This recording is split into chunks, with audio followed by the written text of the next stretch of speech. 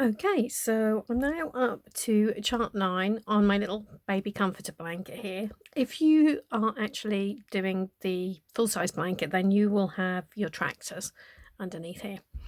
But I just wanted to show you the special stitches. So we've got a row of sort of stacks of eggs, and then we'll have chickens on top. And for the eggs, just to make them stand out a little bit, I just we're going to be doing a puff stitch. So if we look back down at the fence here, you can see if I don't do that, if we just do an ordinary stitch, it's just like gets lost a little bit. It doesn't really look much like an egg, it's just a dot. So I just wanted to make something a little fuller so it looks a little bit more like an egg.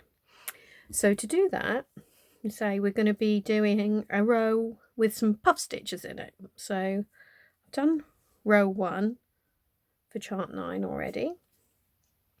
And just get started on row 10. So obviously, as always, slip knot on my hook, and we've got the edge stitch and a chain, and we now go straight into the puff. Now for mine, I am working still into the back loop here. If you wanted your eggs to be even bigger and bolder, what you could do is work under both loops. Okay, so it's entirely up to you. But I say I've written the pattern to work into the back one.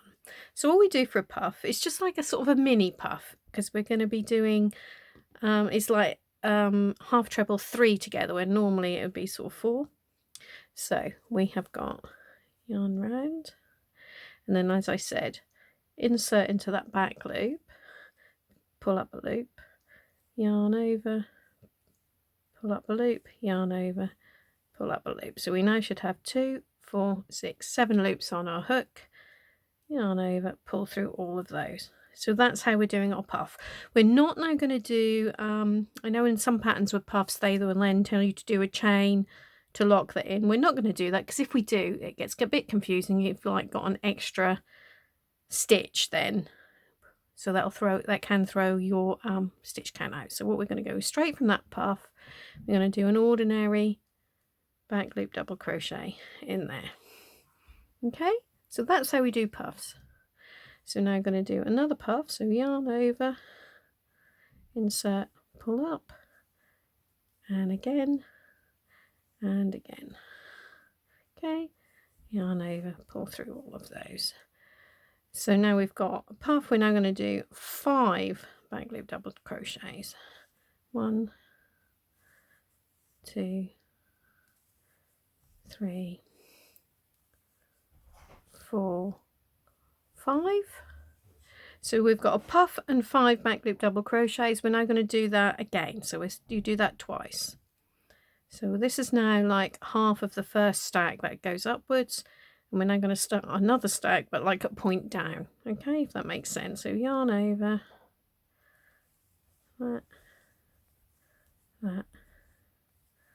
that, and pull through all 7 loops. So that is how you do the puff stitches.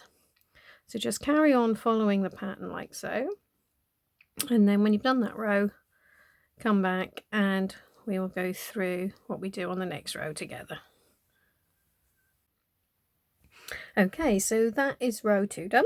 So you can just see where the little puffs are now. We're going to make them stand out a little bit more now by 1, working in between them, but 2, working around the like posts of the stitch, just to help bring those puffs forward a little bit. Okay, so again, starting with our edge stitch and a chain.